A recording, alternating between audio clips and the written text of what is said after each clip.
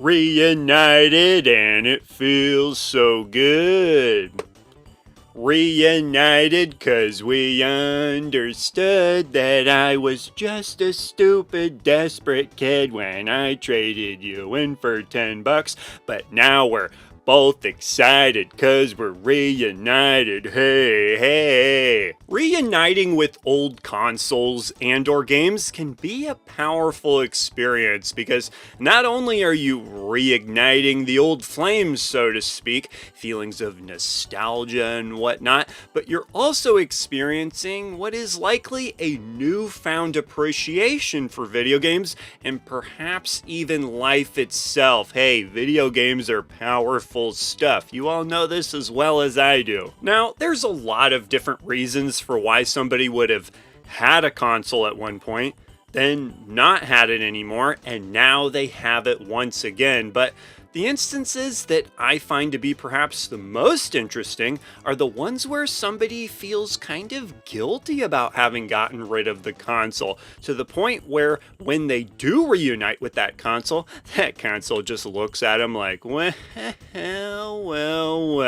look who came crawling back for more. Yeah, I can't even tell you how many times I've seen or heard somebody say something like, gosh, I was such an idiot for getting rid of this game or that console, but hey, it happens to all of us, and it tends to make you appreciate it all the more when you get it back, making you think something like, I am never gonna let you go again, especially with how expensive you've been getting over the years, you little rascal. However, when it comes to parting with certain games or consoles you used to own, there's a lot of very understandable reasons for why this happened, and reasons that I think a lot of us can relate to each other on. The first reason is that you were a broke, desperate kid with no money, because for a lot of kids, that's just how it was, and doing chores and having an allowance could only get you so far.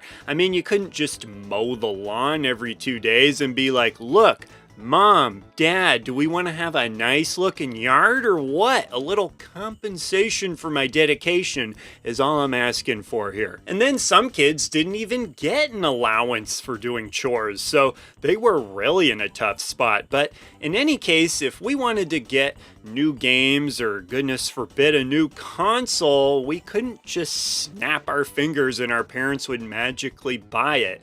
No, usually we were in a tough spot and we were very desperate. So what did we have? Well, we used the resources we had, which were our old games and our old consoles that could be traded in for pennies on the dollar. Yeah, it sucks, but like I said, we were desperate. That's the only thing we could really do to come up with some funds to put towards getting those new games and consoles. And then a few years later, we'd trade in those consoles for pennies on the dollar again. It's the circle of getting screwed over, and it screws us all. The next reason often goes hand in hand with the last reason, which is that when we were younger, we may have just thought that we wouldn't play some of these consoles ever again. The idea of hanging on to something because one day it would be old and cool is just not how our brains were working back then. It was always on to the next thing. Newer is better. If only we had known. If only we had known. It can make reuniting with games that we lost that way kind of bittersweet, because on one hand, we are so glad to have those games or consoles back, but on the other hand, we're kind of bitter because we think, it would have been so much better if I had just hung on to those old original copies that I had before. Especially since those old games and consoles likely carried sentimental value. Quick question for you.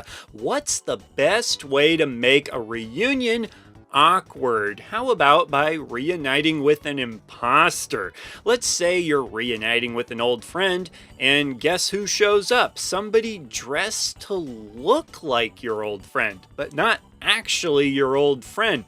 It's kind of strange, right? That would take a little bit of the magic out of things. Although I suppose in the case of video games, we're talking about pieces of plastic, so it can be quickly gotten over. But nonetheless, it's not as special as the original copy you owned when you were younger. That being said, there are some ways that you can be reunited with the exact games or consoles you used to own, and there's quite a few different ways this can happen, but perhaps the most common way is that you had them packed away in storage somewhere, maybe your parents' attic or something like that, who knows? But then you think, you know what? I bet they're still there. You remember that, and then you go looking for them, you find them, and it's a magical experience. You know when a dog buries a bone and then they dig it up days later and they look super satisfied to have that bone again?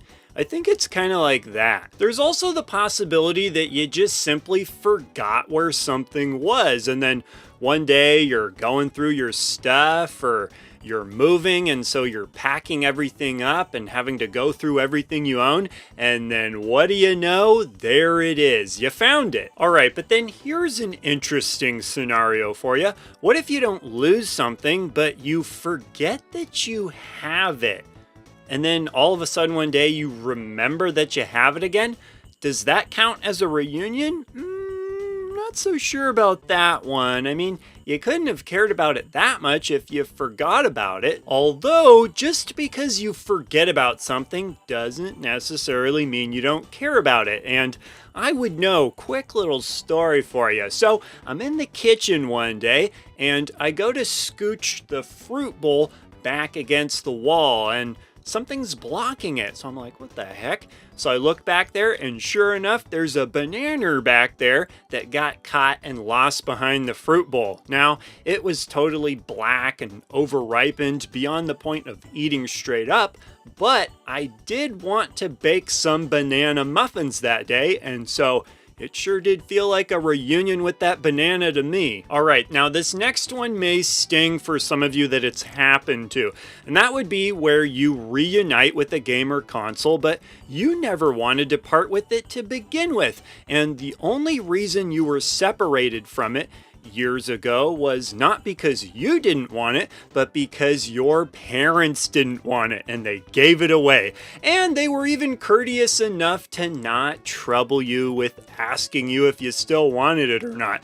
Just get rid of it, no questions asked. I mean, a Sega Genesis, who would ever want that? Meanwhile, that creepy painting your parents had up in the living room, that's carefully stored away up in the attic, because yeah, that's gonna make a comeback one day. All right, but that about does it for everything I have to say. Now it's time to hear from all of you. And the question, you guessed it, it's what's a game or console that you reunited with and it felt so good? Would love to hear some of the stories you have on that one. So be sure to leave those answers along with anything else you'd like to say down below, and I will see ya in the next video. He's the retro bird, yeah. And he's talking about video games. He's